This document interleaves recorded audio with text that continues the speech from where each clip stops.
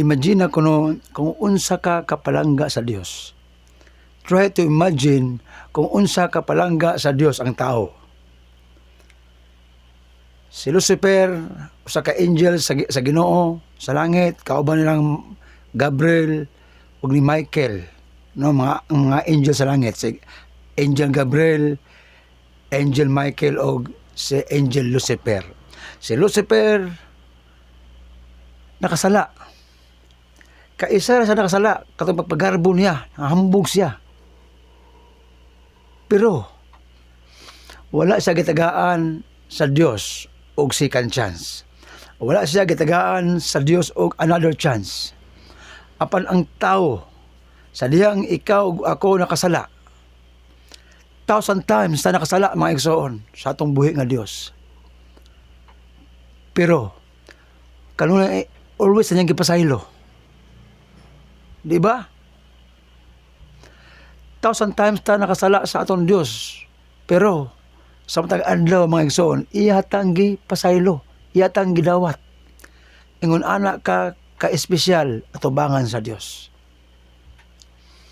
Sa pagkasala sa tao mga igsoon, siya pa ang nag-initiate para kita makabalik sa iyang presensya. Pero ang yawa mga igsoon, wala niya tayong chance na makabalik sa iyaha. Wala siya ingon nga, sige, Lucifer, kaya nakasala man ka, first time pa, sige, ako ka tagag second chance or another chance. Pero ang tao, mga igsoon, sa pagkasala sa tao, 1,000 times ta nakasala, mga igsoon, atubangan sa Dios. Pero kanunay ta nagpasaylo sa Ginoo. Ug siya pa ang nag-initiate nga ikaw ug ako mobalik sa iyahang presensya, mga igsoon. Try to imagine igsoon kung unsa ta igsoon ka-importante o kapalangga sa Dios.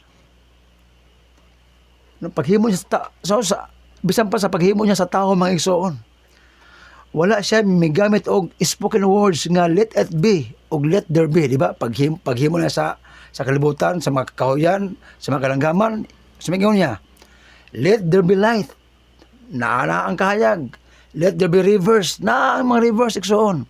Apan paghimo niya sa tao, mga igsoon, wala siya miingon nga mana ang tao. Wala. Paghimo niya sa tao, gihaguan ka niya. Nakuha siya glapok, uya giumol ka niya.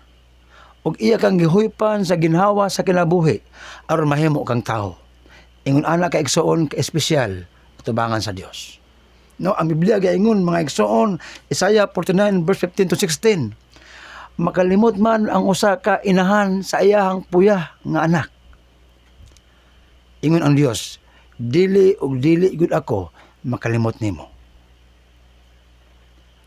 Again, makalimot man ang usa ka inahan sa iyahang anak nga masuso. Apan dili jud malimot ang Dios nimo. Ingon siya sa verse 16, siya, see, I engrave you in the palm of my hands. Sa tanawa, ako kang giukit sa akong mga palad. Nganong iya man kang giukit igsoon sa iyang palad? Wala man siyang tiyan. Wala man kanyang gitato sa iyang likod. To remember Him, you. Muna anak igsoon kapalangga sa atong buhi nga Dios. He engraved us in the palm of His hands. Muna sa atong pagkamakasala, mga igsoon, ang Diyos, nangita siya paagi. Siya nag-initiate na kita mabalik niya. Because He is a God that won't give up on you. In anak tayo soon ka-espesyal o kamahal at tubangan sa Diyos. Muna nga, as a response, mga igsoon, ato siyang dawaton sa atong makinabuhi. Ato siyang pasudlon sa atong makinabuhi. Mga igsoon, ato siya igsoon nga i-invite sa atong kasing-kasing. Day upon day, day by day, naghimo siya sa pagtuktok sa portahan sa atong mga kasing-kasing, mga igsoon. Day by day, kanunay kanyang gipanguyaban, mga igsoon.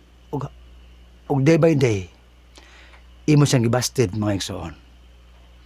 Muna nga, remember, God won't give up on you. Ingon anak kay igsoon, kay espesyal at tubangan sa Dios. Dalaygon ang Dios.